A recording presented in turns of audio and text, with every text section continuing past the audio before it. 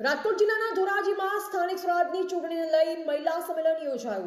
ભારતીય જનતા પાર્ટીના ઉમેદવારોના સમર્થનમાં મહિલા સંમેલન યોજાયું। મહિલા સંમેલનમાં વિશાળ સંખ્યામાં મહિલાઓ રહી ઉપસ્થિત।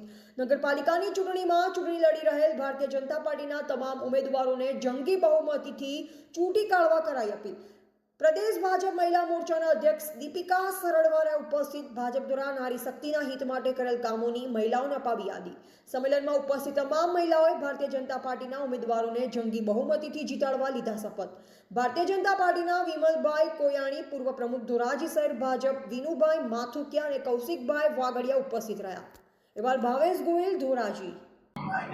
2025 સ્થાનિક સ્વરાજ્યની ચૂંટણી અંતર્ગત આજે ધોરાજી નગરપાલિકામાં ધોરાજીની નારી શક્તિને મળવાથી, એની સાથે મુલાકાત કરવાથી આ દેશના વડાપ્રધાન આદરણીય નરેન્દ્રભાઈ મોદીજીએ હરમેશ જે મહિલાઓની ચિંતા કરી છે, તો આવનારા સમયમાં પણ આ મહિલા શક્તિ હરમેશ ભારતીય જનતા પાર્ટીની સાથે છે। અને આજે બહેનોની વચ્ચે એમને મળીને એમના વિષયો, એમના દરેક બાબત, એમની સમસ્યાઓ સાંભળીને આવનારા સમયમાં ધોરાજીમાં પણ ભારતીય જનતા પાર્ટીની ધોરાજી નગરપાલિકા બને એ માટેથી સૌને નમ્ર અપીલ કરી।